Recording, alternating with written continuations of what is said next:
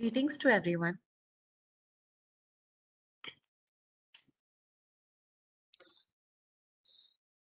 We can now begin with the session.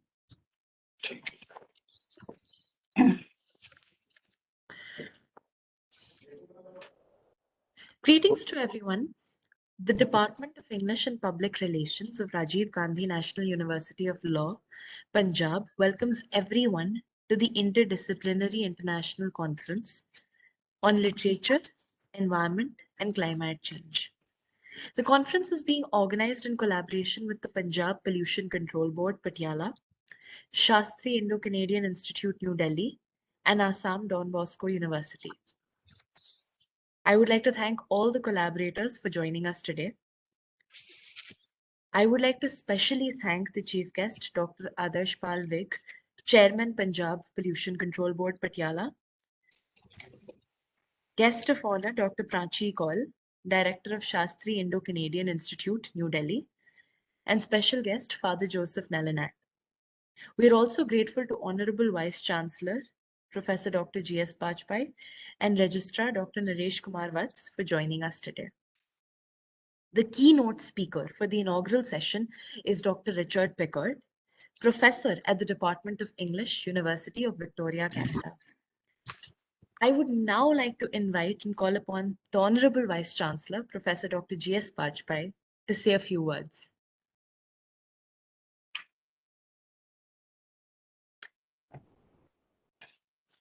Very good morning, all the guests for this morning to this very important program on International Interdisciplinary Conference on Literature, Environment and Climate Change, being organized in collaboration with Punjab Pollution Control Board, Shastri Indo-Canadian Institute, New Delhi, and Assam Don Bosco University. It is my pleasure to really acknowledge the presence of some very distinguished guests today morning, especially the chief guest, Professor Dr. Adarsh Pal, Chairman, Punjab Pollution Control Board. Also the guest of honor, Dr. Prachi Kaul, Director, Shastri Indo-Canadian Institute, and also some very distinguished speakers and keynote speakers, which I can see that Professor Dr. Richard Pickard would be speaking this morning, and also Ms. Reshma Rana and Dr. Stephen, and many more people who are joining today as a part of this very important gathering, where I can see lots of experts, researchers, academicians, activists. They are joining hands to debate and discuss on the theme which has been very carefully chosen, focusing on literature, environment, and climate change. As far as Rajiv Gandhi National Law University, Punjab is concerned, this university was set up by the National University of Law Punjab Act 2006, and this university since then has been working very diligently to assume a role of frontline teaching and research institutions in the field of law, accredited with the A grade by the National NAC Council.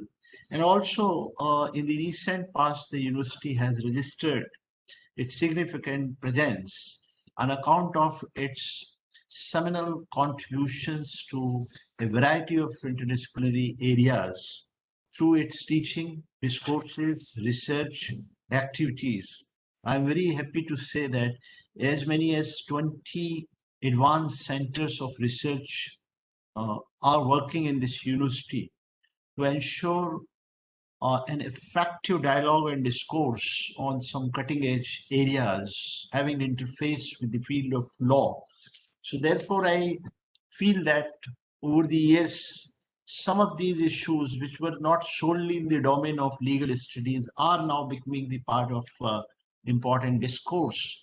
And it's a very important development that the law universities are significantly paying attention to those social issues which have a drastic bearing on the day-to-day living of the people. And today I can see that such a theme featuring in our discourse today. And this becomes a lot more important because we are doing this in the partnership of Punjab Pollution Control Board, and we are also in the process of expanding our collaboration with Punjab Pollution Control Board in terms of organizing various other engagements. This may be training, this may be some research activities, to be able to make it a more meaningful contribution.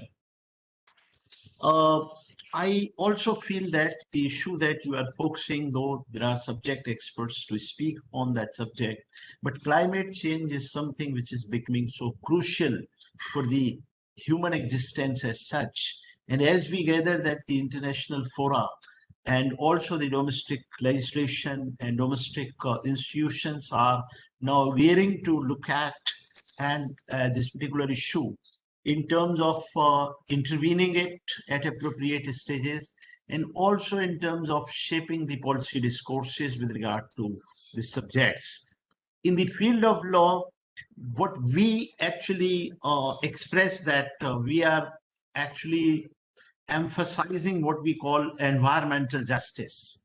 And debate and discourse with regard to environmental justice are growing very significantly.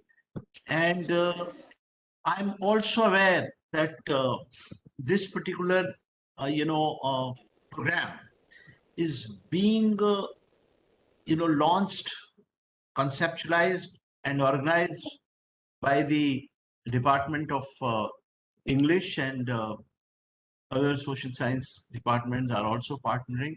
So therefore, they have also focused the theme of literature into it. I think this makes this gathering and this program quite interesting. So I'm quite eager to listen how this particular theme is featuring in some, important writings of different authors. And so I convey my greetings to all the partners, to all the stakeholders, and I'm sure that your discussion would,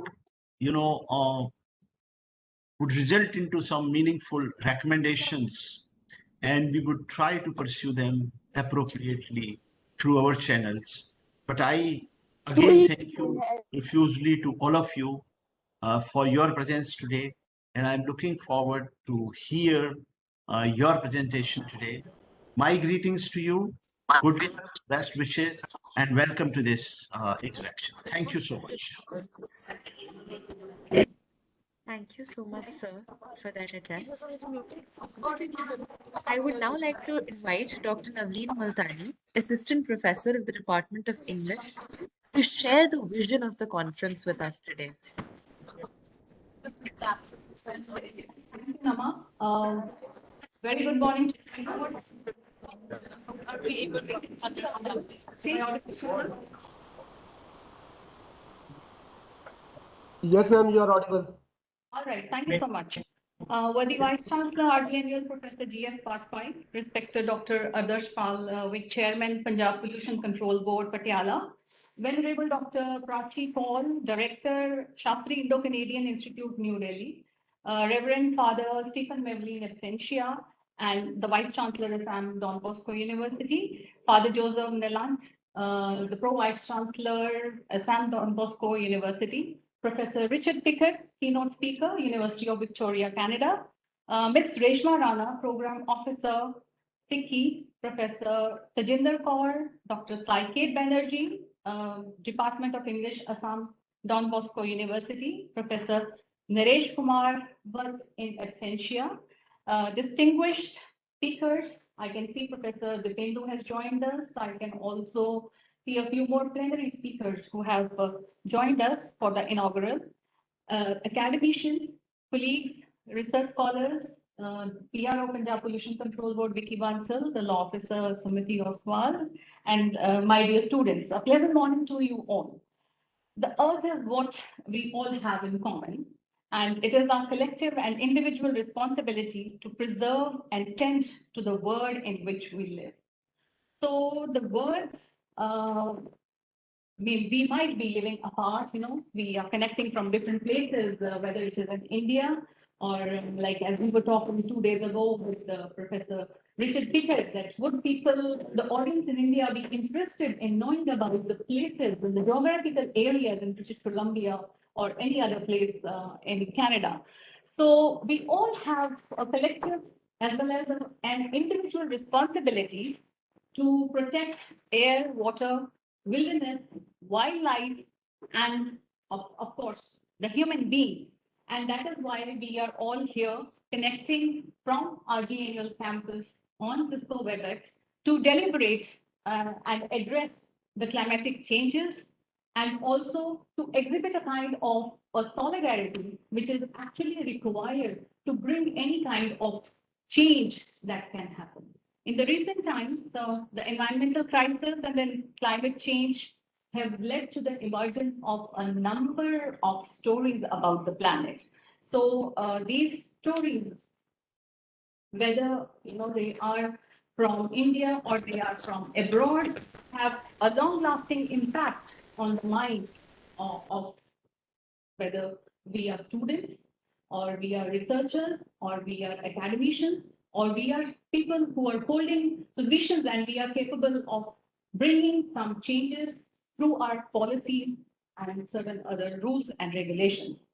If I talk about literature in the field of eco-criticism, it is extending its focus from the formal narratives to the non-human narratives on environment.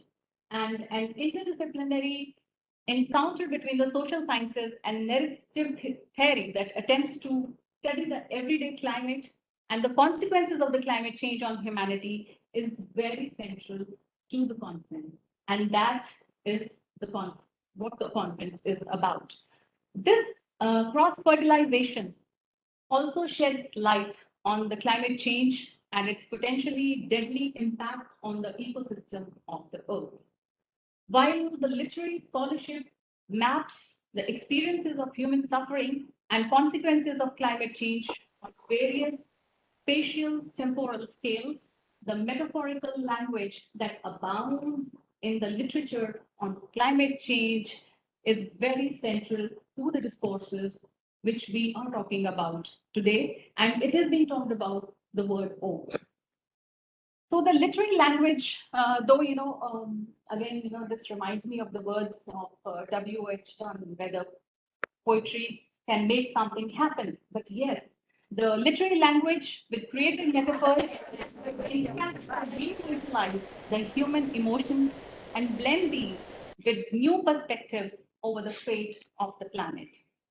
The broad gamut of the effective engagements with natural world is also entangled at various levels with culture. And as we have received papers from different corners of the world, all those presentations are going to focus and bring to our attention what's happening with which culture, which geographical area, and what efforts have been made. And yes, I remember while I was speaking to Dr. Adarsh Pal Vig in his office, when we went with this idea that we are going to conduct a conference, he had one very important question. What is going to be the outcome of this conference? So, yes, definitely we are going to deliberate and we are going to, come across as the presenters will be making their presentations, come across the catastrophic narratives, whether in fiction or non-fiction, which are feeding the imagination of the writers to bring to the fore all the kind of natural disasters which have already, destroyed a major chunk of Mother Earth. And also, it's an effort through these deliberations to modulate and cultivate our biophilic impulses. As we begin today, during this inaugural, I just would like to bring your attention to what Carson in The Silent Spring in the year 1962 had alerted a large audience about. She alerted the large audience about the environmental and human dangers, about the indiscriminate use of pesticides, sparking revolutionary changes in the laws affecting our air, land, and water. The publication of this book was a watershed moment, which now probably is the foundational 21st century text for the environmental study. While Carson was greatly talking about the indiscriminate use of these pesticides, she was capable of galvanizing in the 1960s a movement against the indiscriminate use of the DDTs. And her rhetoric today in the 21st century reads as a moralistic text, which shows us a road of reason. If I just bring the words of Rob Dunn, an evolutionary biologist, he says, uh, we cannot deny the fact that the disciplines are influencing each other. He writes, Silent Spring lit a beacon that continues to burn even today. The book has shifted the public discourse about environment, progress, and has suggested means for making human life better. So Carson's painting of the worst case scenarios and the description of the apocalyptic scenes about the thousands of dead raptors, birds, was not an advocacy to end the use of DDT, but was an exhortation to reconsider the use of pesticides, especially the strongest one. Carson calls for new forms of pest controls, genetic management, and better technological approaches to manage nature with caution and care. So the reading of this remarkable book, gives us insights and really shakes us out of our slumber and inaction, because of which we have not been able to contribute much to what is required for the efforts that have to take place to control the climate change that is fast catching up us all. So the ecological repercussions of the changing climatic conditions have from time to time been unfolding a number of environmental shocks and hazards. The warming of the globe is again a global phenomena, and we all know that today, in the month of April, when we are sitting in this conference hall and connecting from different parts of the world, we already are witnessing a rise in the temperature, which probably we have not been able to control. And I think we are the only generation, is capable of doing this, or else the harsh winters, the severe summers, or the intermittent rains that have been a common phenomena everywhere, are going to be a great threat to humanity. The 2021 United Nations Climate Change Conference also needs a mention here as we begin with the conference, because this conference held in Glasgow has revealed to us that the state of political will in the world is again, not a stable one, which can show a direction. Neoliberal governance in the contemporary times thrives by taking advantage of the social confusion that is shown by the projected crisis. We already witnessed one. The contagion was with us in the last 2 years, and we are still suffering the after effects of that. This failure of the politicians and the lack of social action is responsible for the constant environmental degradation. But this is not to say that we are not the contributors to that degradation. We also, in one way or the other, are doing that. And as our chief guest, Chairman Pollution Control Board, joined us today, the first thing that he did was he made us remove all the plastic elements, articles that were lying on the table, right? So this is how the change has to happen. So whether the psychologist, the sociologist, or the cognitive scientist, they have offered various recommendations, but there has been a human inability to act on this. And again, trying to understand this, we need to go back to Aristotle, who says this is a weakness of will, failure of the agent to do, what he or she is capable of. This, the state of affairs at the summit in the United Nations Climate Change Conference also shows how the politicians are hobbled by their corporate vested interests and are restricted. Even the individuals are restricted only to their individual gains and self-interest. Therefore, the general good has remained unaccomplished. I would like to conclude my remarks by quoting Naomi Klein, who in her recently published book, This Changes Everything, brings to the fore and identifies a way in which we can proceed further and take care of the planet. She says that this cannot happen without the popular interest and eco-consciousness being raised. So her vision of environmental social change adopts the approach of the progressive way, namely hope. Hope sustains life. And she says through this hope and non-violent action, we can organize the popular protest to gain sufficient momentum to overcome the sclerotic state and all the manipulations and wrong ways that the global corporates have adopted to pollute the earth or bring about more and more environmental degradation.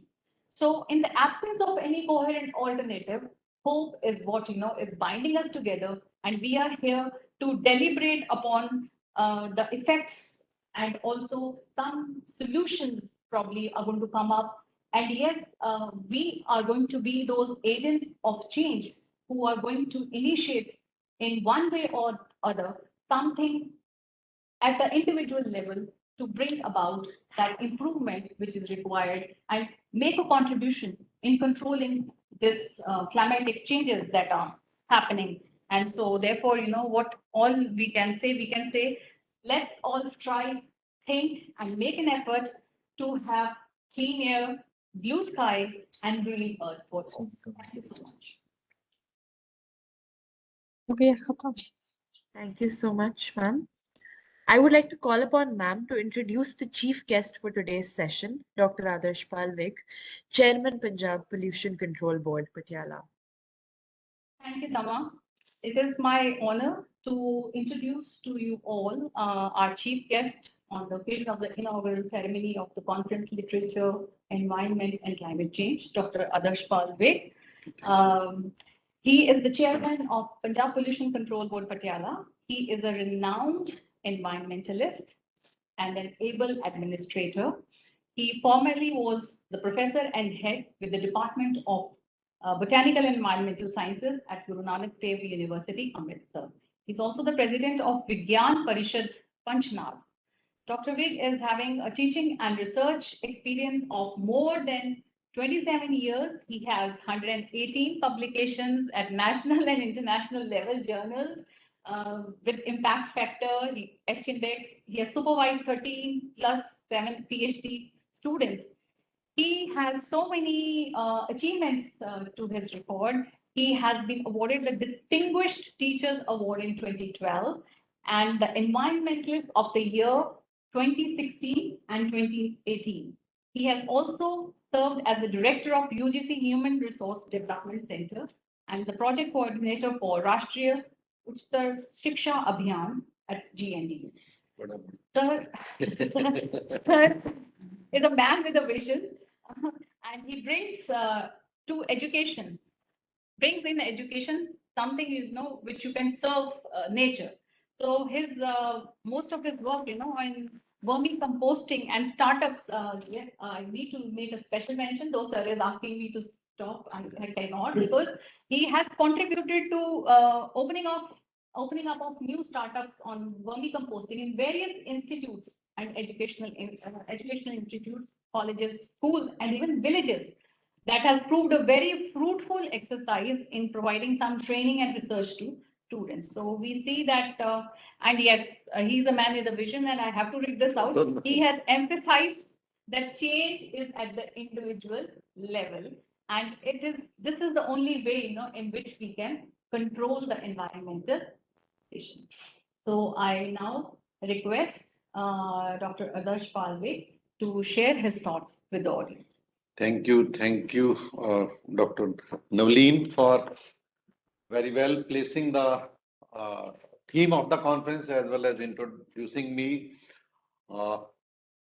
Respected Vice-Chancellor, Dr. G.S. Bajpai, the distinguished speakers, guests, and the organizers especially of this university and other collaborators, and the most important, the young students or the budding law graduates or lawyers of the country, as well as all the distinguished persons joined within the country as well as outside the country, which has given this online opportunity to interact apart from the boundaries. So this is the good part of the, you can say, the crisis which we have faced in the few years. So thank you all of you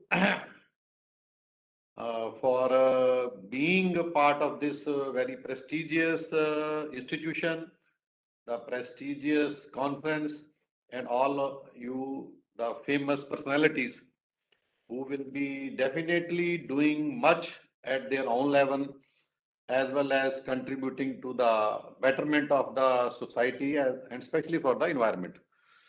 So first of all, I am again very much interested to come to this university, because being in the state of Punjab and being in education for so many years, and as a part of my institute, Guru Nanak Dev University, I was happy that my colleague, Dr. Gurjeet Singh, whose photo is there, he was the first Vice Chancellor. He was there in Guru Nanak Dev University as a professor of law, and we have interacted with him, but sorry, he's no more now with us. But he was there to establish this prestigious institute. So I also pay my respect and respect to all other Vice Chancellors as well as present Vice Chancellors who is contributing, because this was the first law university of the state. Now we have a second one in Tarantan as well. So law is always important for all the aspects. So naturally, now the conference is mainly of the theme related to environment, but being the organizers mainly from the law. So I think two aspects I will try to emphasize, because environment as such is very, very big issue, as Dr. Navleen has highlighted all the issues. So whenever I will interact with the audience or anybody or being in the chair at a pollution control board. So now the situation is like that. We need not to monitor the environmental degradation. We not need to assess any kind of degradation or any kind of climate change. Everything is visible in front of us. Everything. Rather, I will say, instead of asking scientists or asking the experts of environmental or rather anybody, even the smaller children, every who is coming up in your homes as new budding students or young children, they are everyone knows that air is being polluted, water is being polluted, soil is being polluted. So at this stage, there is no need to do much more on analysis part or observation part. So my only emphasis is now the time is to find the solutions. The time is to find that how this can be stopped. So in that sense, I have always two answers for that, which sometimes we are not doing, because it is all because of pollution. That this word pollution was not earlier there. You were studying environment, you were studying nature, you were studying so many other things. Rather, nobody was caring about all these things. Then a word pollution comes, and then pollution means sometimes it's only water or air, but now the pollution word has crossed the limit. So everything, climate change, global warming, everything has been included in that part. What is pollution? Pollution means when you are using out of the limit. You are exploiting the nature out of the limit. So this is the pollution. Otherwise, there is no such pollution. So then who is doing all this thing? Who is the culprit? So then she has just highlighted. Sometimes we are blaming the culprit, maybe the government, culprit are the mainly, sometimes we say laws are also culprit. There is no such laws, are there, laws should be strong and everything like that. And our education may be the culprit. So we are trying to find the, you can say, reasons that whom we should blame. Sometimes we feel that I feel that I have not done anything. It may be my ancestors or something you always want to blame, or maybe sometime it is between developed countries and developing countries, or poor and rich, and so many things we are deliberate. So we only want to give a blame. Sometimes we say big cities, sometimes we say agriculture, sometimes because of pesticides, sometimes we say the industrialization, urbanization, everything. So like these, everyone is contributed, but the main, I think, on the culprit is the human. So even children, rather I feel even I am, if I say I human, it means I first point the finger towards me. Being Adarsh Pal, I am the contributor in the pollution. It should be otherwise. I should have contributed in the protection of the nature, which I did not. I should be towards the conservation of the enhancement of the natural sources. The one thing is that then others will ask this the question that why then these natural sources are there? They are for use. Of course, this is the question. They are always for use. Still they are for use, but not for misuse. Nobody is against of the use of water, but no, you should not pollute water. Nobody is against to use the fresh air, but you are not you are not allowed to pollute the air. You are to do agriculture, but you are not to pollute the agriculture. You are to do the industrialization, but not at the cost of giving harm to the any natural resource, maybe it water or air or whatsoever. So that thin line of difference of use or misuse, I think that has created the problem. And I'm very thankful that I belong to a culture, and because international persons are here, the Indian culture was blamed like they are worshipping nature. So I think that worship sense was for the protection of the nature, and still it is there. And I will request all the distinguished persons, you must study the Indian. It's not saying that others or other religions or other they are not doing, but I feel this is more towards the nature. So they were blamed like they are having ponds on the their religious places. They were worshipping the trees. They were worshipping the sun. They were worshipping the moon and other things. So like that. But and they were said that they are old, they want to have something from the God. Because in Indian culture, why the fear of God is required? Now we are having a fear of law. So above law is God. So God fear is always very, very important. Very, very important. So at the Indian culture says that means they are all gods. Water is God, Pavan Guru, Pani Pita, Mata Tartam Hat. So those writings in Vedas, in our Guru Granth Sahib, in everywhere. And the word was worship, but practically it was meaning of protection of those natural resources. And use of that natural resources is still allowed. It is allowed, but not exploitation. You can do agriculture, you can do industrialization, but not at the cost of the environmental degradation. Rather, duty of the humans were to enhance those natural resources. Now I will not use the word protection of natural resources. Now the duty has to be these natural resources should be enhanced. Like we were studying deforestation and other things. Afforestation should be there, but nobody has done afforestation. Wildlife protection should be there, but nobody means we have the other exploited. Water, pure water, which is rainwater, should be available, but now we are depending on bottled water. So many commercial angles and so many issues have been there. So this is just a highlight of the issues, but then how to correct it? So how to correct it? So firstly, I say that no blame game, no question of who is doing, but feel that I am doing. It is my responsibility. I even not use word we. It is not we. We are sitting 8 or 10 here. It's not we responsibility. It is my Adarsh Pal's responsibility. So I will change my lifestyle. I will change my working wherever, even if I am a government, even I am an industrialist, even if I am agriculturalist. So if I will correct myself, even I am a household person, so I will not pollute the natural resources. I will not use a lifestyle or a business or an income which is going to pollute. You have to, because you are doing and you are not remembering this. Indian culture was reuse culture.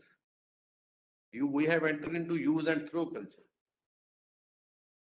Those rivers and ponds, they were given Amrit. Water was Amrit. And we have not, now we are saying that this is polluted water and we need a bottled water. We are not satisfied with the air outside the camp in the greener area. We are comfortable with the air of the air condition. So I think I should change my lifestyle. So that is the, I think, yeah, the young students are sitting here. So I request them. so exploitation is not, this is me who has to change, not we even. So I will change, and then I think the Supreme. So this is one of the great message which I feel I should I should be able to convey, or I should correct. Then it is meaning that it is very difficult to talk of this thing as I am doing today, but it is very difficult to follow this. My dear students, or all the learner distinguished, even I feel that I have no right to speak on any environmental issues if I have not adopted all those corrective measures in my daily life. She has rightly said, I was not able to comfortable, because if I will not say no to pollution or no to plastic, then who else will say? Why? So then the question comes sometime, this is the duty of government, the law should be there. Now I will relate with the law. That law should be there to ban the plastic, and then law should be there not to pollute the air. Law should be there not to put the pesticide. Law. So, so do you know, in India especially, or maybe all over the world, there are hundreds or thousands of laws, and every day new law is coming. As I was talking of pollution, in India recently has done a ban on single-use plastic from July 2020. So all over, earlier it was, the plastic ban was already, the single-use plastic. Solid waste ban, electronic waste ban. So water, then we are, Water Act was in 1974 when this pollution board came into existence. And our name is pollution control. The control word was there, but how could I control? So laws are one part. The second part is the culture. Second part is the means self, which I have already talked. Second part is how you are educated, like she was referring about the education. In 1995, in India, Supreme Court has made it compulsory to study environmental course, 6-month module. But when it was started, so everybody, what is the need? Why we are putting, we belong to commerce field, we belong to computer field. Why you are studying environment? So this was still, I think, when our students go for teaching of the environment in the other departments, so they say, and it should not be credited in the marks. So many things. So then I request my students who are teacher now that you should not make them fear of the course. You should attach them with the nature. So they are doing it. So I think that has also given has brought a change as well. So still it is required, and still we are doing. So law is one part, one pillar, and the self is the other. So laws should be there. It's not that this should be go parallel, hand in hand. It's otherwise, if the law, but it's not that you should say the first law should come, then I will change myself. So my request is that culture, that your feeling that in Guru Granth Sahib we say Sarbadda Bala. Kurvanto Vishwamaryam. All are one. Universe is whole. So there is no boundaries for air. There is no boundary for land. Physically it may be, but every land is for giving you food. So air is to give you the to has these kind of means you have to live there. So these natural resources are common or has to be shared. So then I think if you say about law, so I have already told so many laws are there. At last, in India, maybe in other countries, now the NGT, I think if you all students are knowing, National Green Tribunal. And every day, so many orders are coming from National Green Tribunal. So they can only pass orders. But implementation again rests with the self.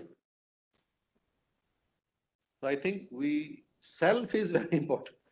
So there are crores of fines to industries, to government department, to others. There are crores of, because law is there. If you are not doing, so one step is fine. Second step is the litigation, and third step maybe you can go into the jail or something like. But ultimately, if they are not. So for environment, especially, the law is for others. So many other crimes or things are there, but for environmental, so that kind of self-realization, self-motivation, and through education, so many means are there. The religious books, our culture. So we should be more, you can say, I sometimes say scientist or technologist or the engineering kind of thing, they have destroyed the world in terms of making new technologies. So there is a technology to extract water. So many, you can go bore 600 foot, you can bore 700, you can do extraction. But when I ask that, you have to do the rainwater harvesting, they say there is no such technology. How will reply? Why should we do it? So then ultimately the groundwater will finish. You have all technologies to pollute the air, but not to restrict. Now you are using filters and other things, and so many things are there. So definitely law is very important. NGT is there and NGT rules. So means I am saying how from simple laws and so many, then they are there, but ultimately they are very important. It's not that they should not be there.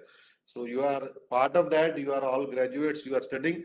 So I rather request you, all the students, that you should now have more emphasis towards environmental law. And sometimes we are not having experts of environmental laws. So that way I physically came here to interact with the Vice-Chancellor as well as the other faculty, so that the environmental experts are also required. Okay? But ultimately my request is that, or my feeling is that the individual change or the self-realization, or that I will correct myself and I can correct, and if I will change, the other things will change. So I think with this little request, I would say I am very thankful to the organizers, to all the participants for deliberating and for interacting for this wonderful topic. Thank you. Good day. Thank you, sir. Thank you. Thank you so much, sir. Thank you so much. The guest of honor for today's session is Dr. Prachi Kaul, Director of Shastri Indo-Canadian Institute, New Delhi. Dr. Prachi Kaul has been the Director of Shastri Indo-Canadian Institute for its office in India. She has been associated with the institute for more than 17 years. An alumna of IIT Delhi, Dr. Kaul has served and associated with various international and national bodies like World Bank, Asian Development Bank, UNESCO, Plan International, and National University of Educational Planning and Administration before joining the Shastri Institute. I would now like to call upon ma'am to share a few words with the guest today.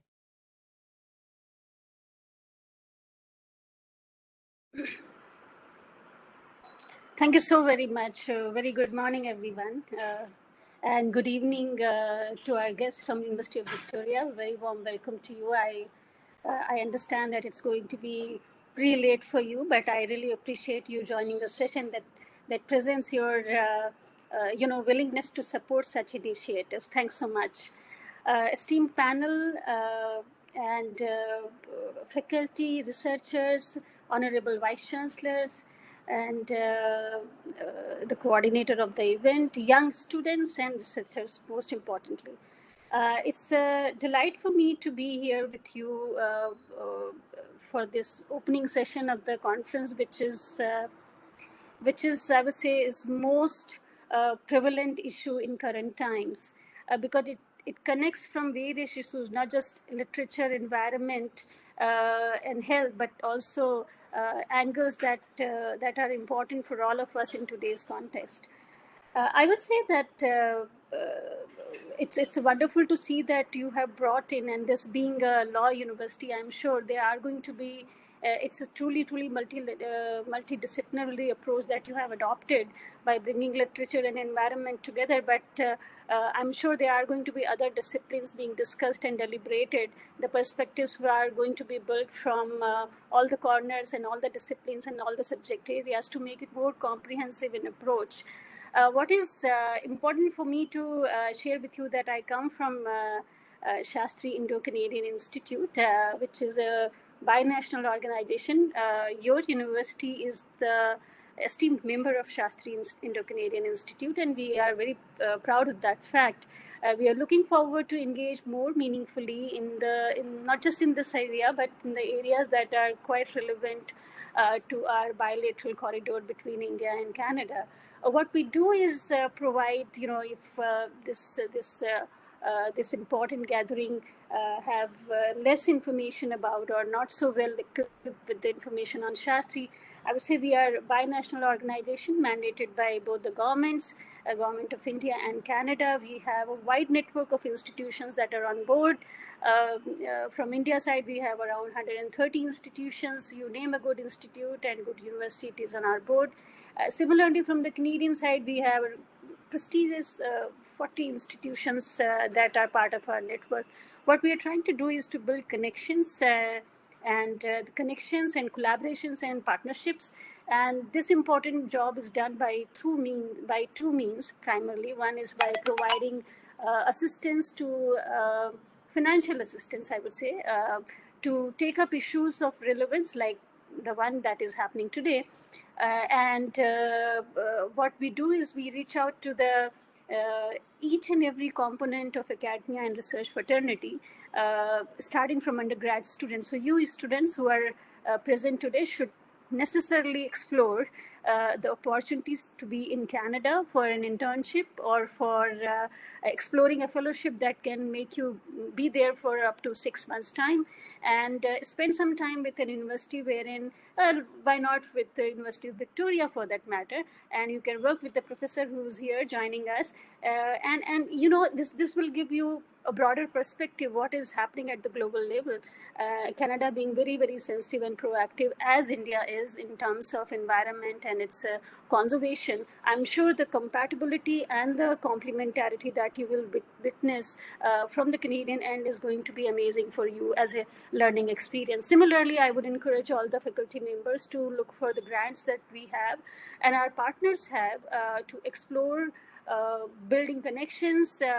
You can build up a course on this particular issue. You can co-teach a course in each other's campus. You can offer a series of workshops or seminars or do so many things together. So it's an opportunity that you have through Shastri to be together and make it a common cause and make it work out very well. So this is one, and there are other opportunities by submitting your proposal towards collaborative research and asking for program development grants. So there's no arena that remains untouched by Shastri to serve the academia and research fraternity of our member institution. This is one way of supporting these endeavors. However, the most important and the angle that I want to present to you is building connections and collaborations, and that is what the niche is with us. So if you are interested in collaboration, you reach out to us, or any university from Canada is interested to reach out to Indian Institution of Excellence, reach out to Shastri Institute. What we are trying to do is bring you together. We are trying to map and match, and then we are trying to facilitate the collaboration as well through various sources. So that remains most important for us to facilitate on the bilateral corridors. Coming down to, today's issue, I think we all have a responsibility as a stakeholder. As our previous chief guest has just mentioned that it's me who's responsible for preservation and conservation of the environment. I would say that I, as an individual, I, as a Prachi Kaul, remain responsible and conscious on my doings and not doing. So, especially the younger researchers and students, a lot of responsibility lies with you, because you must explore the ways where you can curb and I would say even a tiny, slightest, effort from our side, even leaving the room and switching off the fan or switching off the light is a great contribution to conserve and preserve the energy. Similarly, there are other ways, as our speaker before has mentioned about. So it is important to understand that we are the stakeholders here.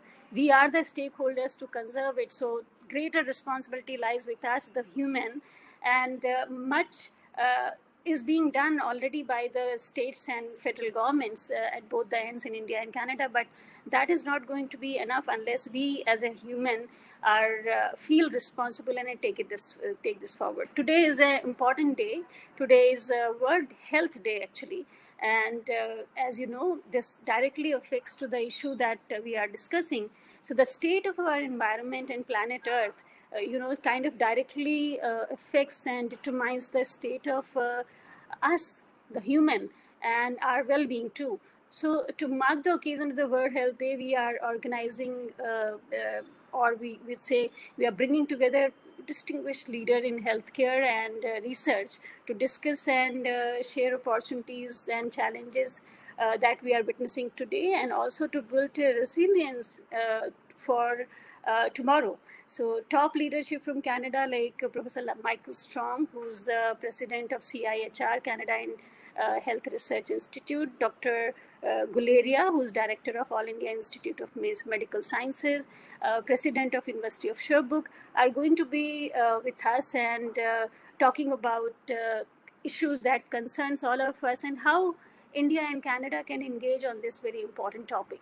So this is I request my colleague, Ms. Rana, to share the details in the chat box if possible, so that those who are interested may like to join. It is starting at 8 p.m. tonight. So if you wish, you can join. It's going to be a very interesting session. With that, I am not going to take long. I wish you all the very best.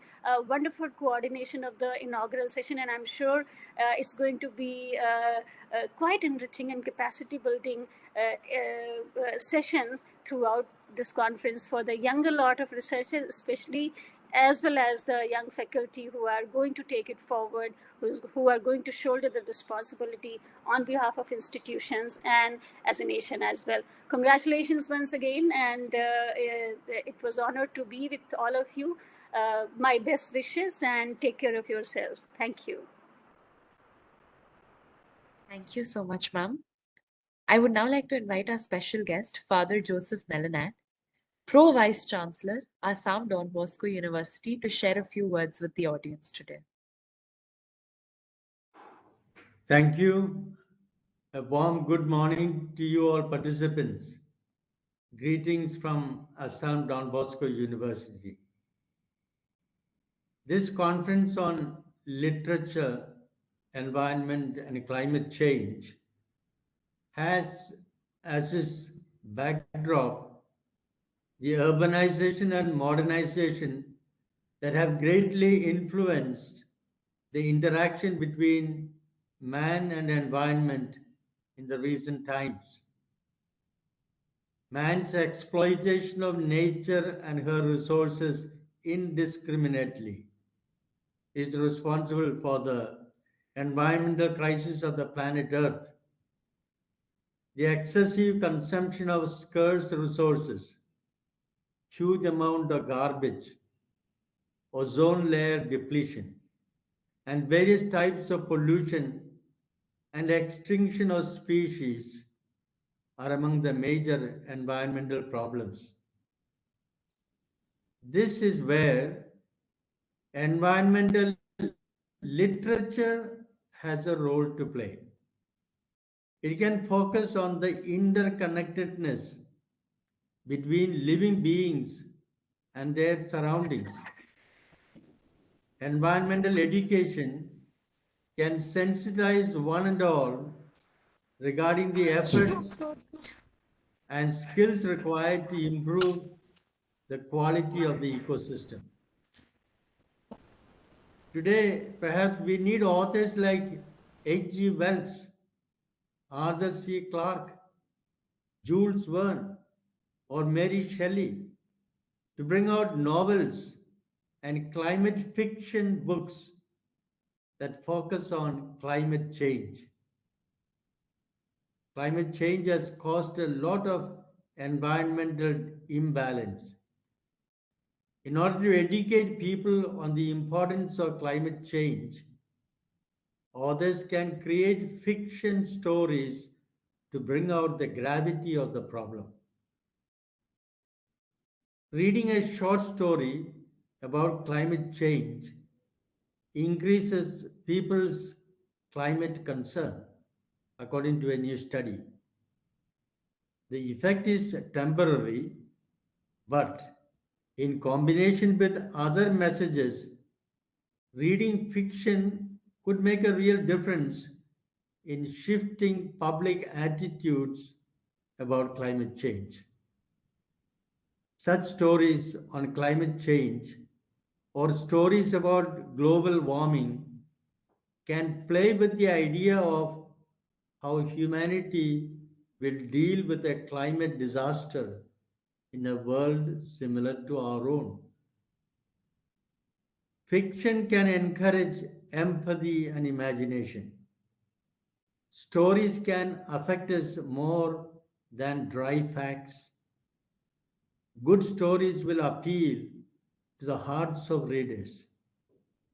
Environmental themes can reorient our perspective from egocentrism to the greater than human world.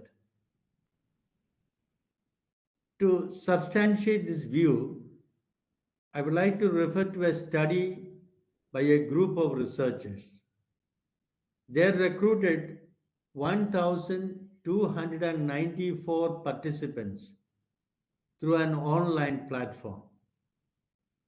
Each study participant was randomly assigned to read one of the three following short stories. Number one, In-Flight Entertainment, a realistic fiction about climate change by Helen Simpson. Number two, The Tamarisk Hunter, a speculative fiction about a dystopian climate change future by Paolo Bacigalupi. And number three, Good People, a realistic fiction by David Foster Wallace that doesn't touch on environmental topics. After reading their assigned story, the participants had to answer a questionnaire about climate beliefs and attitudes. Even though the two climate fiction stories were very different, they both increased the climate concern of the readers. Those who read either of the two climate fiction stories were more worried about how climate change would affect their own life and the lives of future generations compared to those who read the third story. They were also more likely to say that climate change will cause more droughts, poverty, and refugees. In a real world, any given bit of climate fiction is likely to be only one of the many messages about climate change that a person encounters. And the researchers write, effects of a single message tend to dissipate, but repeated messages can cause the effects to stick. Eco-criticism explores the environmental dimensions of literature. Eco-criticism converges with its sister disciplines in humanities, history, anthropology, philosophy, ethics, law, religious studies, political science, geography, sociology, and others to understand the ethics of human environmental interactions. Lawrence Buell traces environmental imagination and ecological ethics in the literary works of various American writers. He asserts that discourses on landscapes and toxicity can propel transformation in the environmental consciousness. This conference has the following objectives: to facilitate discussion on climate change, its impact on the environment, and literature-related aspects; to create a common platform for officials, academicians, researchers, and experts in order to bridge the gap between academic wisdom and practical knowledge; and lastly, to work in coordinates with subject matter experts and understand the need for literature to generate eco-consciousness in our society. Let me wish the participants of this conference a very enriching experience, enabling you to become change makers for safeguarding our environment and our planet Earth. Have a great day. Thank you. Thank you so much, sir. I would now like to call upon Ms. Reshma Rana Verma, Program Officer, Shastri Indo-Canadian Institute, New Delhi, to introduce the keynote speaker for today, Dr. Richard Pickard.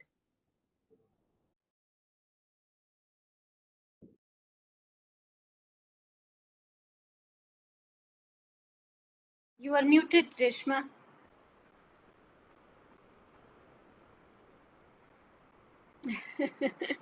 Not audible.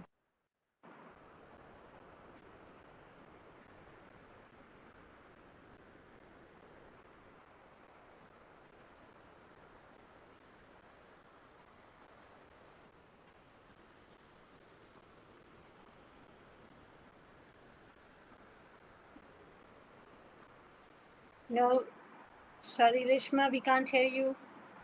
Would you like to run down upstairs? Run down up fast. We are sorry for the glitch. It's okay, ma'am.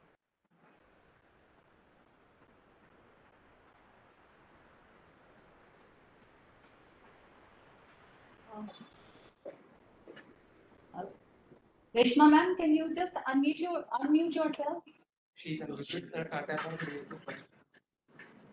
Or else can you raise the volume of.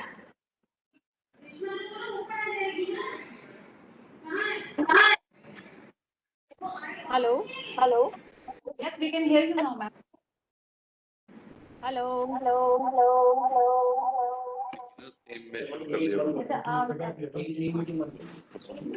Device, kindly switch off one device so that there is no echoing. We can hear you from the new one that you joined.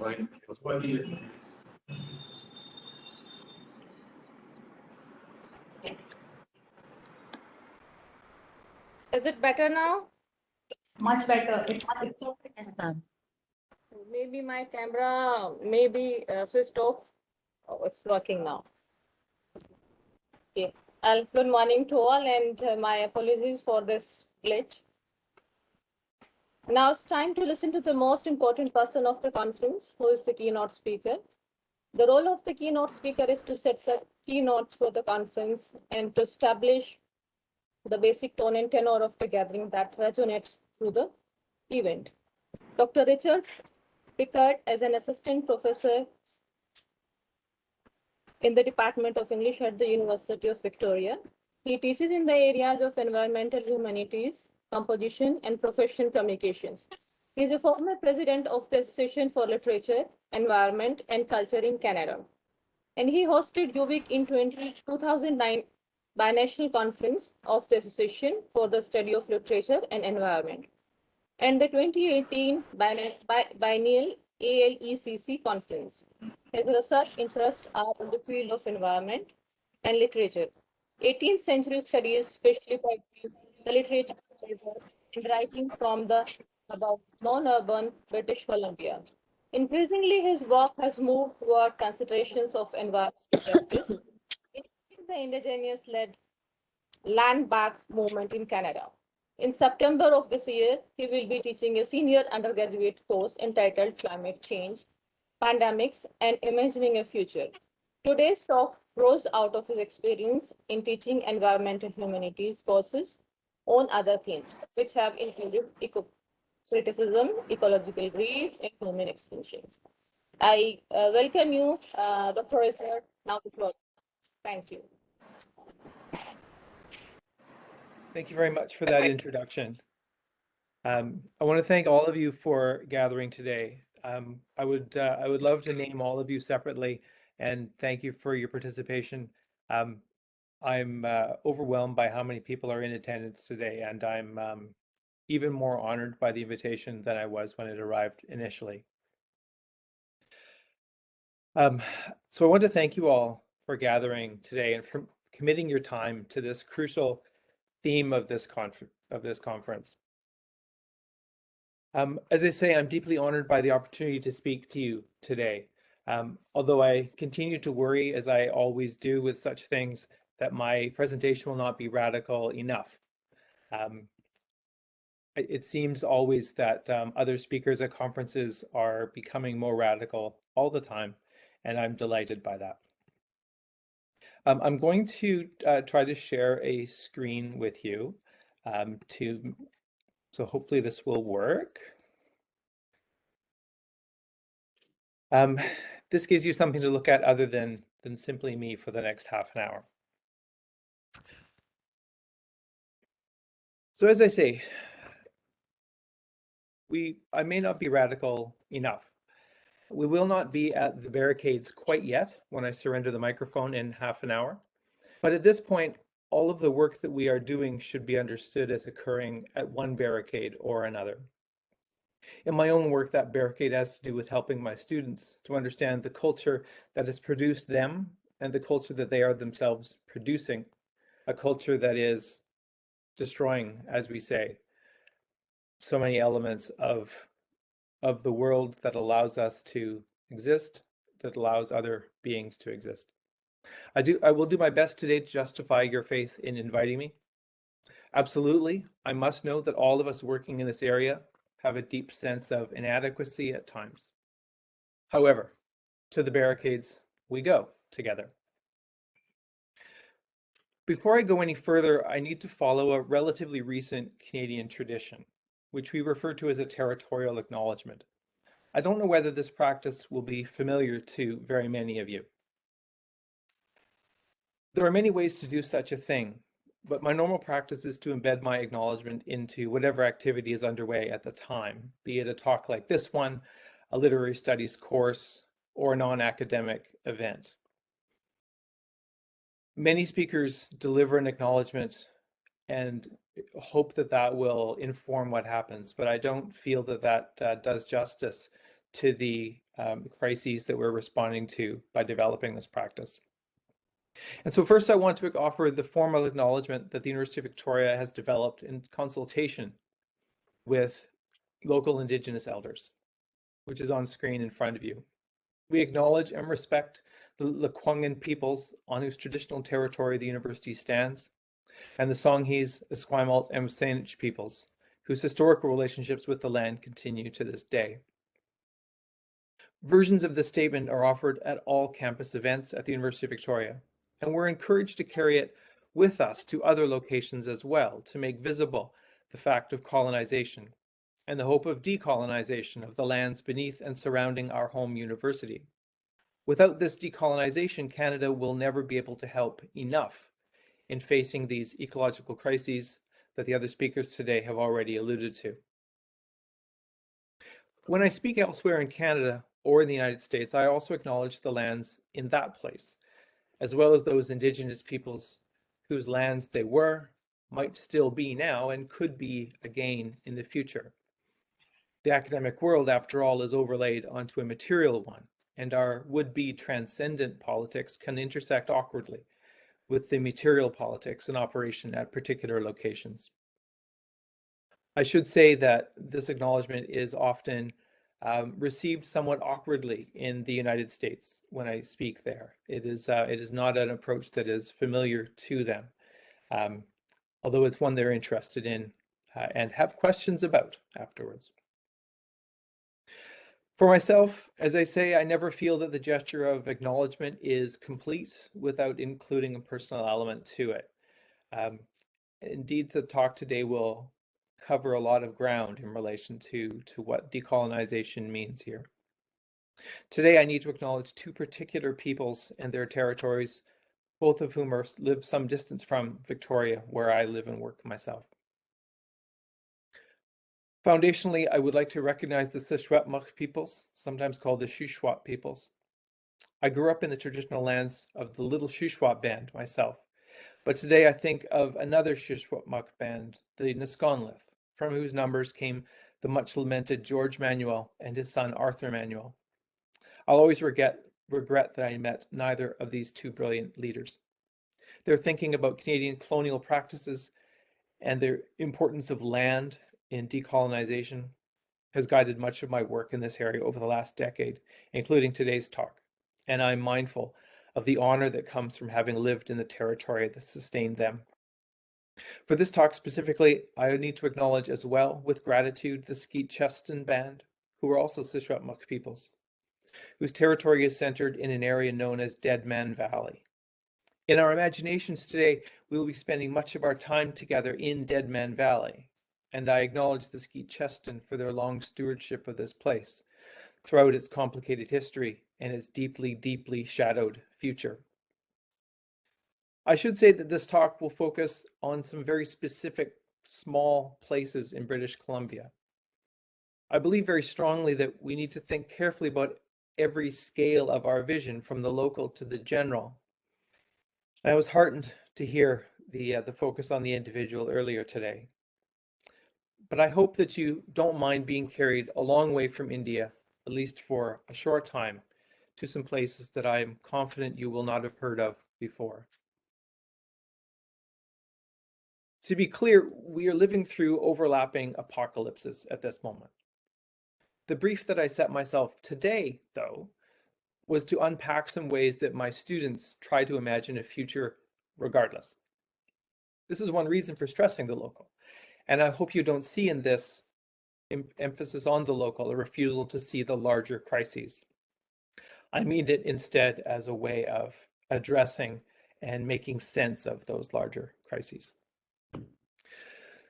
So before we speak of Dead Man Valley, before we get very far into the concept of eco-criticism, I want to state a principle that anchors much of my work at the intersection of literature and environment.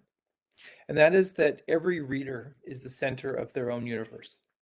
Every reader is the center of their own universe, the center of their own world. In eco-critical terms, we all have our own places that we know best, that we connect to, that we dream about, that form the material substrate beneath our intellectualized questions of environment, ecology, and climate. For any one of us, these places shift over time as we come to live in different locations or come to live differently. But it is important to recognize, nonetheless, that these places are individual, even when we share them. In saying this, I do not mean to reify myths of individualism, be those myths Western, capitalist, psychological, whatever ideology you'd prefer.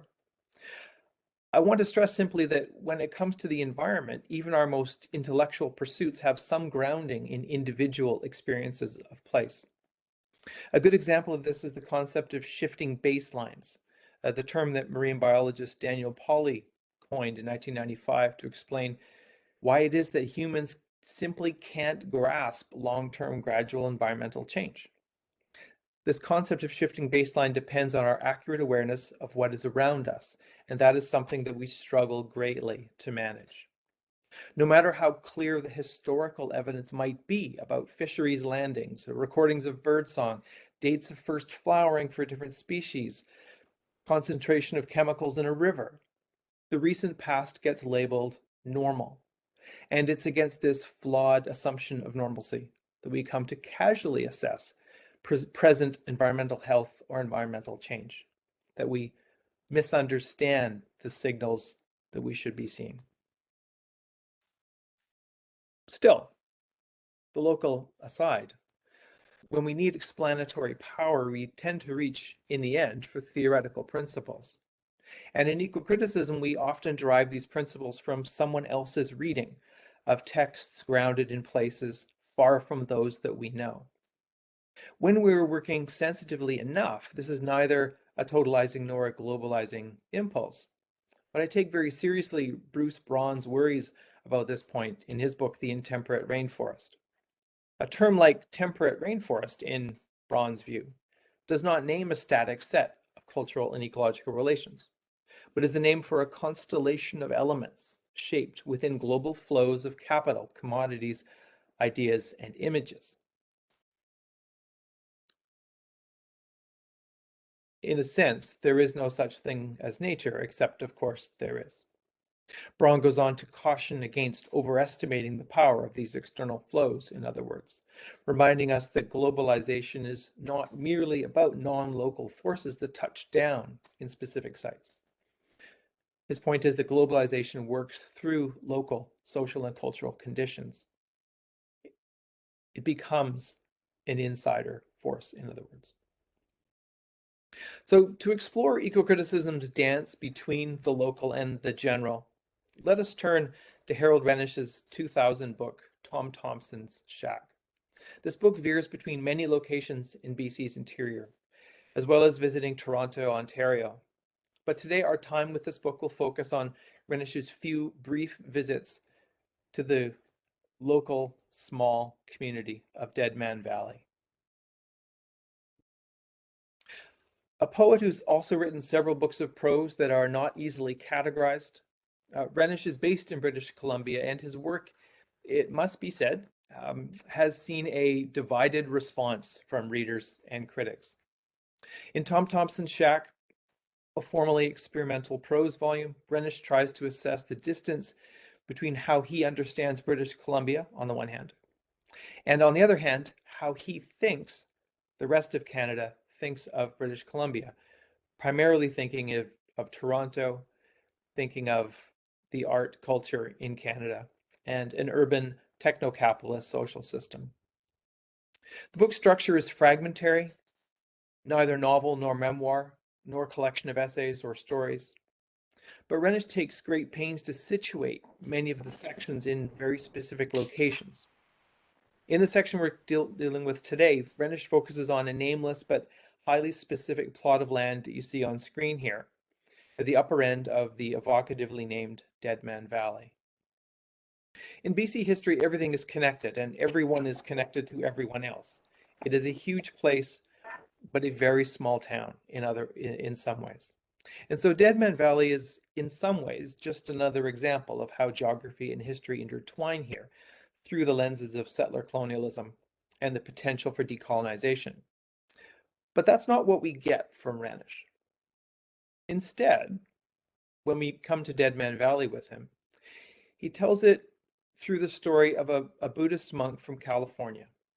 A Buddhist monk from California arrived here in 1980 and tried to persuade the man who owned the property that you see on screen here that he should sell it to him.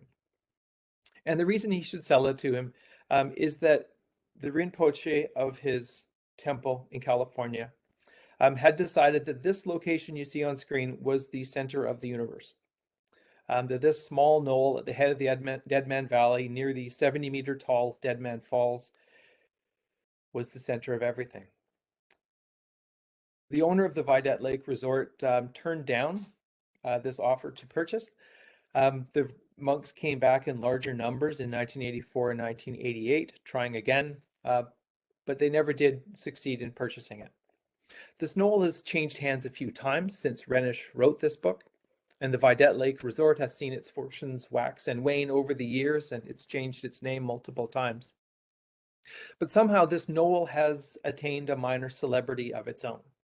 Currently in the hands of the Vidette Lake Nature Retreat, occasionally the subject of either enthusiastic or deeply cynical YouTube vloggers, the center of the universe in the Dead Man Valley somehow persists as both an abstraction and a materiality at the same time. The concept sense of place has been central through eco-criticism's history, featuring in the titles of innumerable works like Ursula Heiss's wonderful study, Sense of Place and Sense of Planet. The challenge in teaching eco-criticism comes not just from conceptualizing and performing sense of place, but from recognizing the roles that our separate places play in how we come to this sense of place. And in Tom Thompson's Shack, in Renish's successive visits to, encounters with of this center of the universe, I find a mirror from my own classroom struggles with place and with the places that students come from. The simple fact is that Renish repeatedly avoids describing this knoll, depicting it instead as a prosaic but obvious location that still somehow he can't ever find on his own.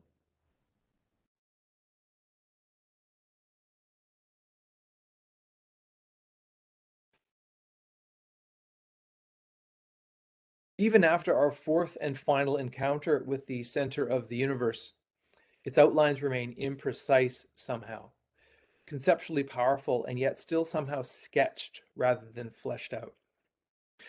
Sunken between two winding ridges, Renish writes, the hill was a navel, cut in half by patterns of rainfall. The wet half was treed and dark, although recently logged. The other grassy and golden with light, repeating the larger pattern of the walls of the valley, which were in the same pattern of trees and grass. From above the knoll, you look for miles across parallel plateaus, as you see here, divided by three valleys with the darkness of Vidette Lake far below in the immediate valley bottom.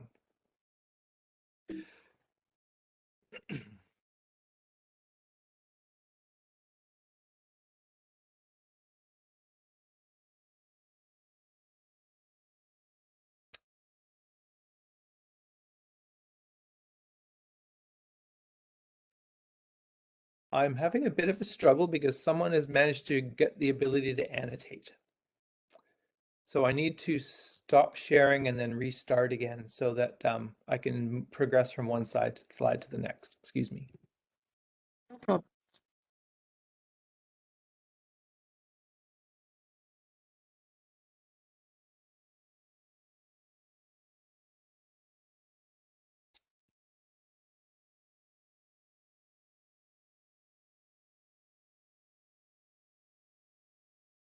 Okay.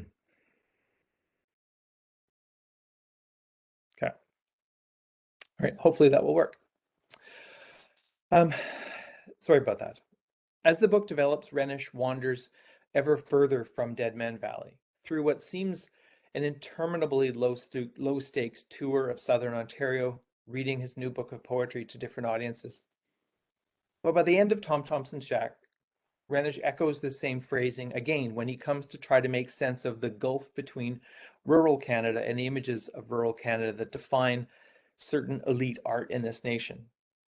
As he writes, country and the beauty of the country are urban constructs. This country has its own images. People who live on the land consider themselves to be living at the center of the world. They are, of course.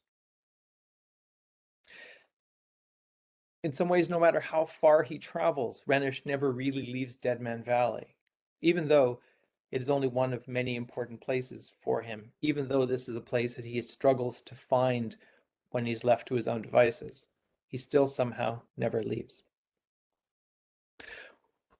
When we look at Dead Man Valley, whether it's in literary representations or in the material world, our vision is confronted by layers. And so when it comes to reading eco-critically, we need to be trying to see through these layers and understand their intersections and their impacts.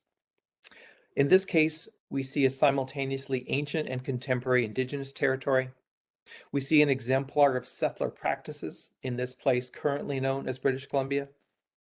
We see an aestheticized literary portrait. We see a mostly New Age, semi-mythic representation. We see a site for feelings. Or in Bruce Braun's words, this version of Dead Man Valley is shaped, among other things, by capital, commodities, ideas, and images, even though it is shaped also by water, by wind, by subterranean fungi, and by the power of trees. Dead Man Valley is located roughly 400 kilometers from Vancouver, British Columbia's largest city, but in a straight line distance only 200 kilometers. The valley is a rift valley, so it feels like a canyon with plateaus and steep cliffs that differ geologically from each other on opposite sides of the valley. The river isn't large, but the topography of the valley means that a number of small lakes have formed there. The valley's largest lake, Snowhoosh, has been behind a dam since 1910 in order to irrigate the very short-lived orcharding community of Wallachine, which is a long story we don't have time for. Over the last 150 years, ranching has taken over much of the valley, although the Skeet-Cheston Reserve still remains, and their loyalty to the larger territory and larger region remains vital. Since the early 20th century, a large portion of the Dead Man Valley has been owned by the Bonnet family, which has had a large ranch there. I continue to learn the history of this ranch, so my comments about them are somewhat provisional here, but to a large extent, the Bonnet Ranch mirrors those in other parts of the province. They follow standard agricultural practices, which includes allowing cattle to graze high elevation grasslands and forests. Over the years, the ranch has built many miles of wooden rail fencing to control the movements of their cattle and to restrict the access of anyone who might want to use the land who isn't a cow. Certainly, they've managed their range well relative to other ranches in the area, but it's fair to say that they have control over a startlingly large volume of land within a deeply contested landscape. And when I say contested, I refer, of course, to the Skeet-Cheston. From the Skeet-Cheston's perspective, the larger landscape around this region is deeply and intimately storied because they've lived there since time immemorial. Archaeology can place them there more than 10,000 years ago. That's not as far back as the stories go. The reserve itself, though, the Skeet-Cheston Reserve, was established in 1877. The provincial government at that time refused to accept what the Skeet-Cheston were claiming, which was they ought to have land along the Thompson River. This was land that the provincial government felt was too good for the Skeet-Cheston, and so naturally they passed a law preventing that. As a result, the Skeet-Cheston's deep knowledge of the larger region ended up being confined with claustrophobic effect to a small reserve on this one narrow valley. And so as you see, complex forces intersect at Dead Man Valley. It's a useful example of a BC landscape for all of these reasons we've been talking about with decolonization and control and local authority and so on. But it is also a genuinely unique place. When Harold Renish writes of it as the center of the universe, there is an element of humor in his portrait. We need to imagine a berobed Buddhist monk in the Canadian wilderness, a berobed Buddhist monk with a California accent in the Canadian wilderness, trying for spiritual reasons to purchase the title to a plot of land, whose title remains radically contested within Canadian land claims processes. Still, all these forces do genuinely intersect.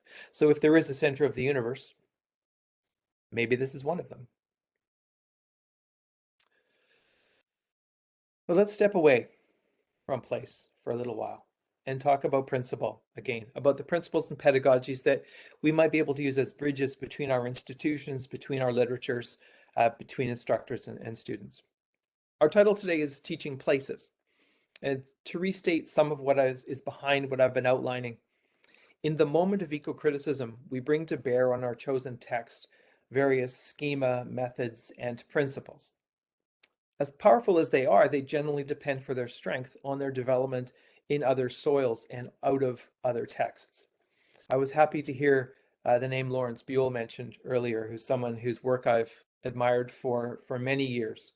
But I struggle to apply Lawrence Buell's criticism, which draws so strongly on 19th century American transcendentalism and 20th century, especially later 20th century American fiction.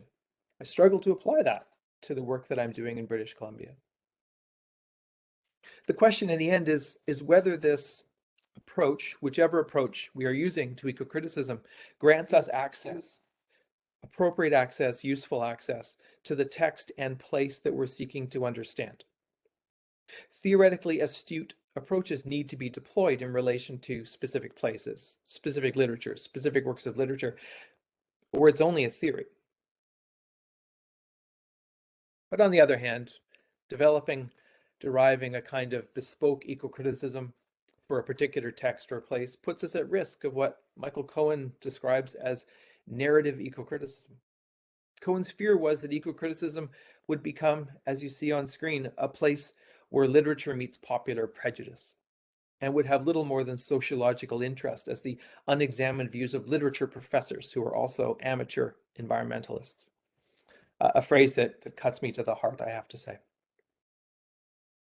But from Cohen's perspective, and from the perspective of environmental theory more broadly, the worry is that someone like me tells stories about particular places and their species and the particulars of their landscape. Telling stories. However, what I'm trying to do is to tell stories to achieve theoretical objectives about the imaginative immersion of my students in places where they aren't.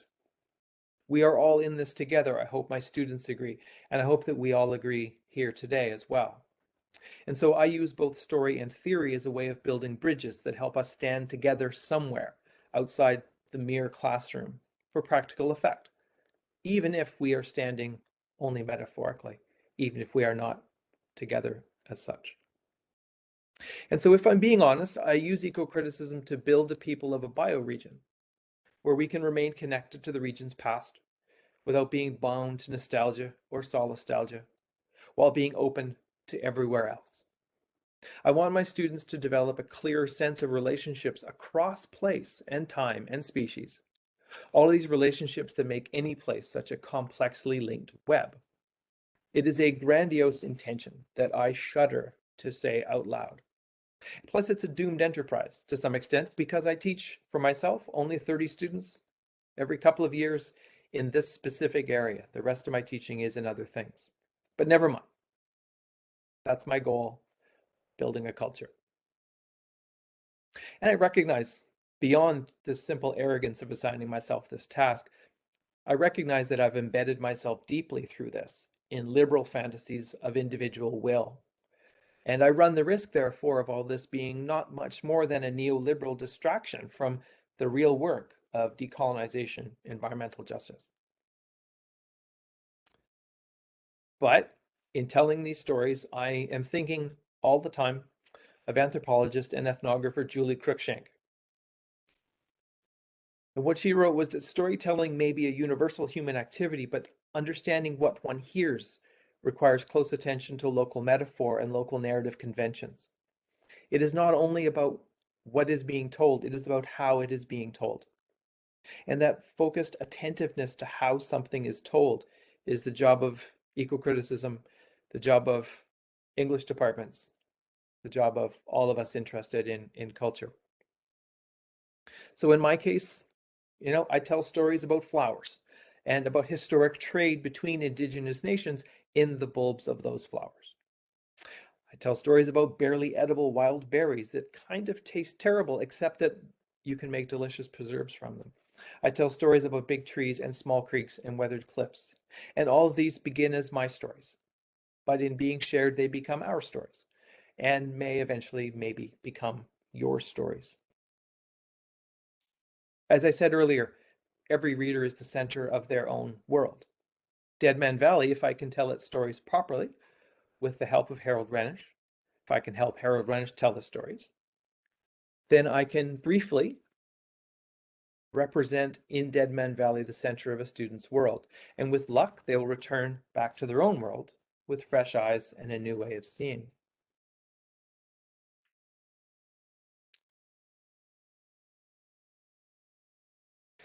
Let's move to another location in British Columbia, not far from Dead Man Valley. This is the small community of Lytton. And as we do, we'll be shifting away from eco-criticism toward the related question of ecological grief. As it happens, Lytton, this small town here in the Fraser Canyon, was named after the 19th century British novelist Edward Bulwer Lytton, best known for the sentence that opens his novel Paul Clifford, "It was a dark and stormy night." Until July 2021, Lytton was a small but more or less historically significant village in BC. Approximately 250 people lived in the village itself, another 800 on the half-dozen nearby Lakapamuch reserves, and another 900 on rural properties outside the village boundaries. As you can see in the picture on the left, it is where two of British Columbia's largest rivers meet. The blue water of the Thompson River flows into the brown water of the Fraser River. Again, evidence of Indigenous occupation here dates back more than 10,000 years. And it was an important way station in settler history as well for the gold rush here that shaped so much of BC's early history, settler history.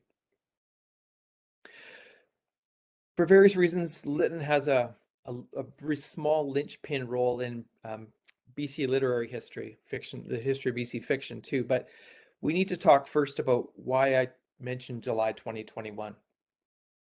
So I'm not sure whether there was news coverage in India of Canada's high temperatures last year.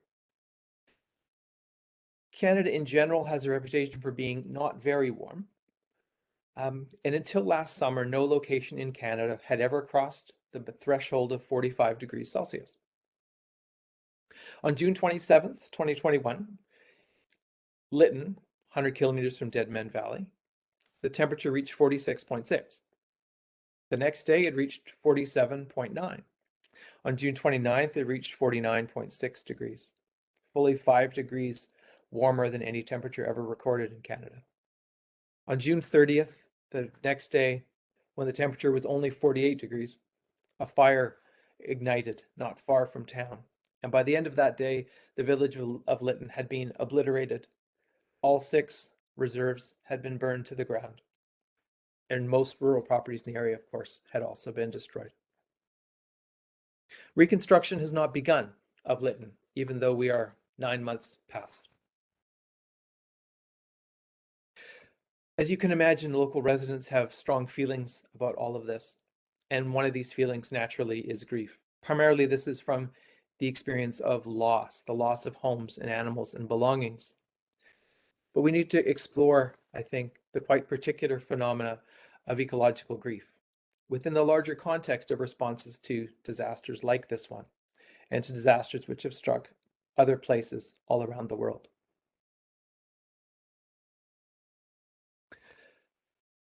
I said that Lytton has an important place in literary history, and that's because, for a variety of complicated reasons, its location in the Fraser Canyon means that writers interested in the interior traveled through Lytton, and some of them, particularly Ethel Wilson, set some of her fiction there. Her much beloved 1954 novel Swamp Angel passes through Lytton and views it as a deeply mythic territory.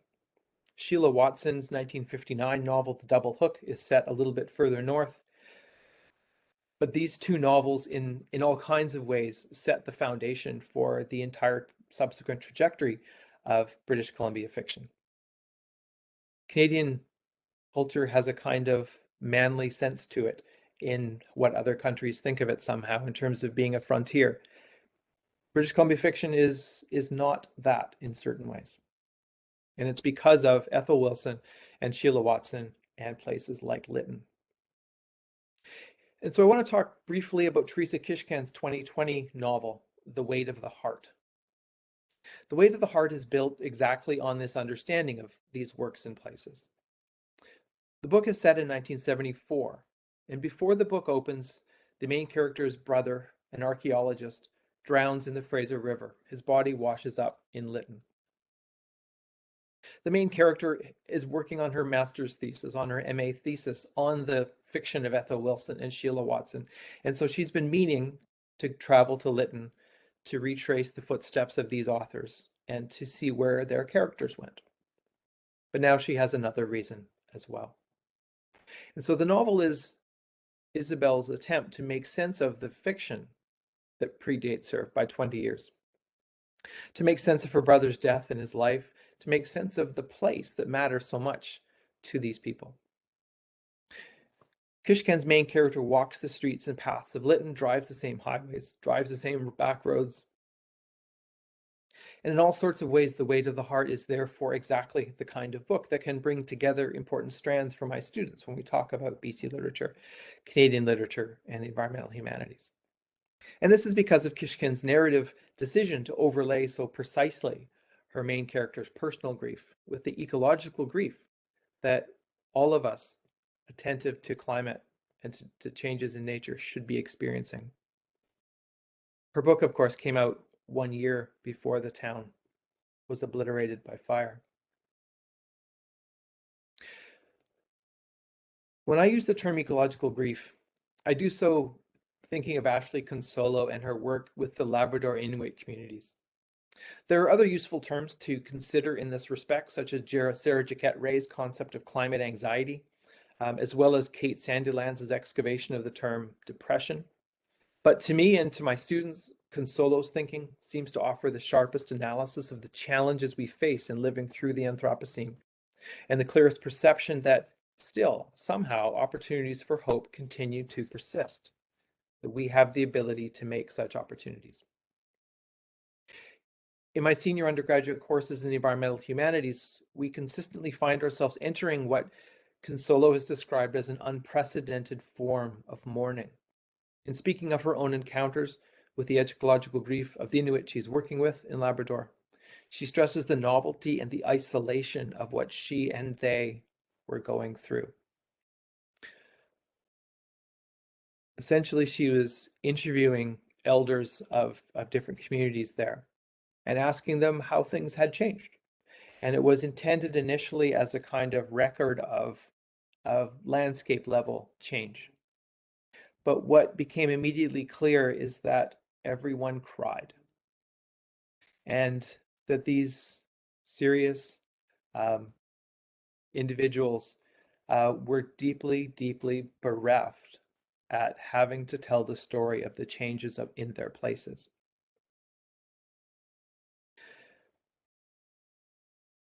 And so what we see on screen is sort of the distillation of how Ashley Consolo came to feel during this process, that she was consumed. She couldn't figure out how to atone.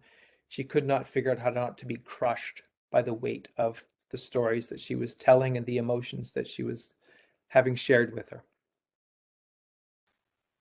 My hope in my classes is always that my students are able to obtain information through their readings outside the fields of literature and literary criticism, when they are reading geography, conservation biology, flood dynamics, the recent release of another United Nations climate change report.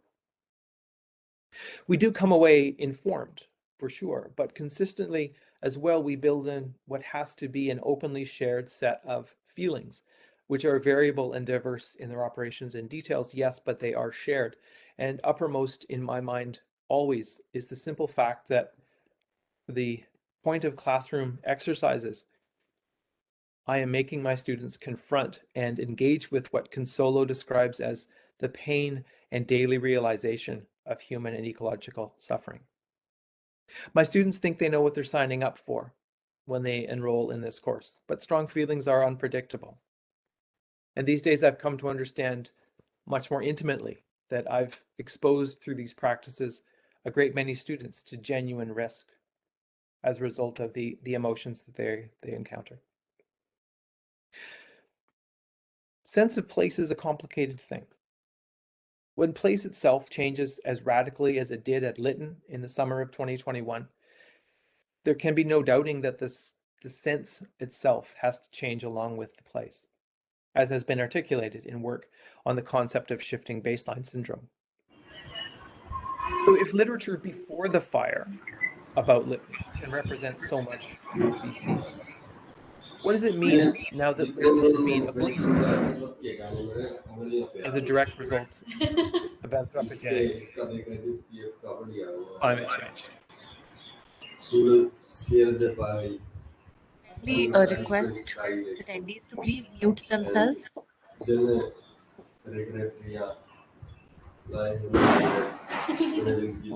would like to bring this to the notice of the IT department. Thanks. Are we back again? Yes. I would like to bring this to the notice of the IT department. Can the attendees please mute themselves? Ma'am, wait, just we are checking. I'll just start speaking more loudly. Just Miss Parul Sone, please mute your audio. Parul, so mute yourself. Okay, thank you. Okay, thank you, sir. You can carry on. So you can Thank you continue. very much. So sorry for that. No, that's fine. It's online conferences have their own special challenges. So my question is, literature about Lytton can represent so much about BC, this tiny little place. Well, what does it mean that Lytton has now been obliterated as a direct result of anthropogenic climate change?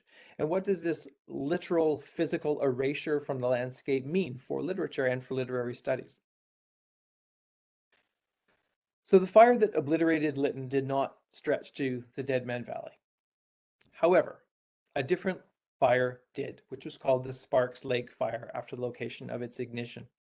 And what you see on screen here is the same waterfall that you saw before, except that it is now surrounded by a deeply charred forest. Much like Lytton, Dead Man Valley was almost entirely razed by forest fires in the summer of 2021. Roughly 9,000 square kilometers burned across British Columbia last year. This particular fire is believed to have been caused when someone deliberately set fire to a vehicle that was parked at an illegal operation where marijuana was being grown. Hasn't been confirmed, but there is a kind of poetry in that, I suppose. The grasses will return at the center of the universe in Dead Man Valley because that's what grass does. It's too early to say what will happen to all these trees. Douglas firs have evolved a very thick bark, which is designed to protect the tree's cambium from fire, as long as the fire doesn't get too hot. But fire functions differently now than it did when Douglas firs were evolving. An evolution which occurred in an environment which was heavily shaped by burn practices followed by Indigenous peoples. In other words, Indigenous peoples burned the terrain and Douglas firs evolved to survive grass fires. Fire prevention policies have meant that a great deal of fuel has accumulated in BC forests, and so the firs generally cannot survive these fires. As a result, the Dead Man Valley's forests have been incinerated. Its creeks have been choked with ash consistently since last summer, which is getting worse now that the snow melt is washing the remaining residues into the valley bottom. And even more seriously, the steep slopes of this valley are collapsing unpredictably but dramatically because the fires were so hot. And so this place has changed. But so far, the sense of place itself has not changed yet for either the Skeetcheston or for the Bonnet family. And so they're experiencing powerful reactions to these landscape level changes in this small place. I do not know whether the Skeetcheston and the Bonnets are experiencing the same feelings, or whether they have the same feelings about their own feelings. But to return to where we started this paper, the center of the universe last summer was destroyed by fire driven by climate change caused by human activity. The topographical cues which drew the California Buddhists to this location remain, but it's far from clear what will happen next at this spot, whether it will become a forest again, or whether it will enter a kind of grassland succession. At the end of Tom Thompson's Shack, Harold Renich ends by insisting that the land holds a special power. He's not speaking of a specific place, but he's talking about how to build a uniquely BC culture from relations with the land. And so what he says at the end of the book is the work of a fly fisherman fashioning a grasshopper out of deer hair, walking miles along the cut banks of the Thompson River north of Lytton, among the old abandoned villages with their graves and dead fruit trees, casting out through the blue air so the hopper lies like a breath upon cool water, is the basis for building a culture. There was a time that this phrasing genuinely excited me with my own experiences fishing for trout in places like this and camping and learning the history of the place. But many of the Thompson's cut banks north of Lytton have been radically reshaped by the severe flooding which happened in November 2021, when Canada saw the heaviest rains that it had ever seen in its history. The abandoned villages that Renish mentions here, as well as Lytton itself and some properties in Deadman Valley, have burned to the ground.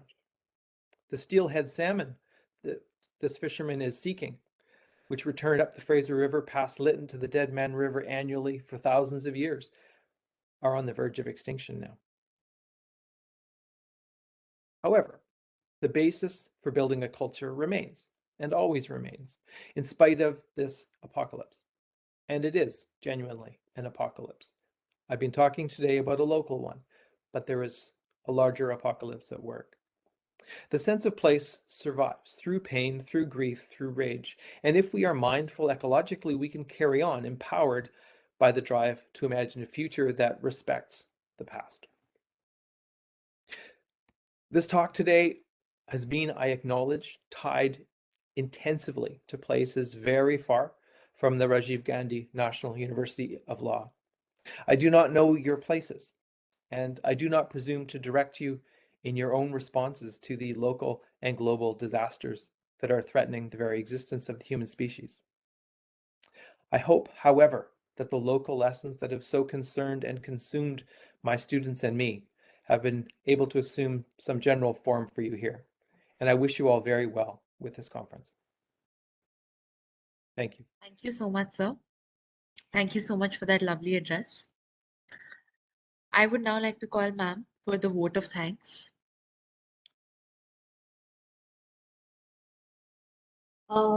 Thank you so much, Dr. Richard Pickard. It was a pleasure listening to you. And I remember once 48 hours back when we met discussing whether the places in Canada would be of concern to the Indian audience or not. I think just be as an evidence and the people attending, the conference probably are quite interested. And as already remarked, the places we share this common earth. And therefore, we have these concerns, whether literature is raising these concerns. Again, a lot has been said about storytelling by Father Nellanatt also.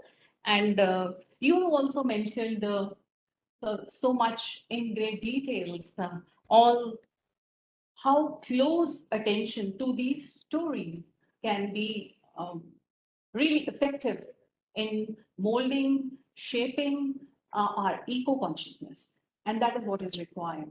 And yes, I would also now like to mention here that Sir has researched on nature writing, and he made a special mention that he made sure that he did not travel to the places, looking into his responsibility as an individual to not contributing to the pollution that is taking place at a large scale everywhere. So we are really grateful to you, Dr. Richard Pickard, for enlightening us about the places, what literature has to say. And I hope everyone, this gets registered with us. And this is not the only time that we have you here, though you have not been here to RGNUL. But definitely, we look forward, maybe someday when you decide to be a part of RGNUL, you travel and come this part of the world. So again, this is quite evident that the time for seeking any global solutions is really running out. And each one of us, as every speaker in this inaugural session, has already, focused upon this. And I quote Pope Francis on this. He says, "The time for seeking global solutions is running out. We can find suitable solutions only if we act together in agreement. And I think the purpose of this inaugural session and this conference is to bring this kind of an agreement and raise that level of consciousness so that we can take care of Mother Earth and live here in a very pure manner, like Dr. Adarsh Pal Vig was also making a mention that the word pollution is not a very, ancient word. It is a recent word because people were associated with purity in those times. And impurity is something, which we are contributing to the earth these days. I extend my thanks and I'm grateful to the collaborators, Punjab Pollution Control Board, Patiala, Shastri Indo-Canadian Institute, New Delhi, and Assam Don Bosco University for collaborating with us and making us reach out to an audience who is already working on these environmental issues. I'm extremely grateful to you, Dr. Richard Pickard, for delivering the keynote address. And yes, you might get to hear yourself sometime. I'll share the link when we upload it on our official YouTube. So this will be available there. So, and we would love to hear you again and again and hear everyone, my colleagues sitting here, Dr. Tanya, Dr. Kamaljeet, Ms. Lovepreet. We have thoroughly enjoyed your speech, every word of it. And yes, I have to say a special thanks to Ms. Reshma Rana Verma for having coordinated and reaching out to Dr. Richard Pickard. And I know now Dr. Richard will not take a long time, but he will quickly revert to us whenever we call him for another deliberations on any other issue, whether literature or climate change. We are really impressed, sir. And on behalf of Rajiv Gandhi National University of Law, I would like to thank all the participants, all the distinguished speakers, academicians, the IT unit, RGNUL faculty from all different institutes in India and abroad for joining us on these deliberations. And I hope the link is going to be the same. Whenever you wish to, you can just click the join button and join us for deliberations on literature, environment, and climate change. I'm also grateful to Dr. Prachi Kaul, for apprising our students and the audience on several issues. She very relevantly mentioned that one thing emerges out of the other, and today is World Health Day. Only if we have a pollution-free environment can we have good health. Thank you so much, everyone. Special thanks to our worthy Vice-Chancellor, Professor G.S. Bajpai, because he is the guiding and steering force, and he keeps on encouraging us to hold such seminars and conferences on these important issues. I have also to thank Dr. Saiket Banerjee and his students for joining us very punctually this morning. And yes, what to say of Dr. Adarsh Pal Vig, who personally, he made it very clear that he would be in person here to be a part of the deliberations. Thank you so much. Thank you so much. Thank you so much. This brings us to the end of this inaugural session.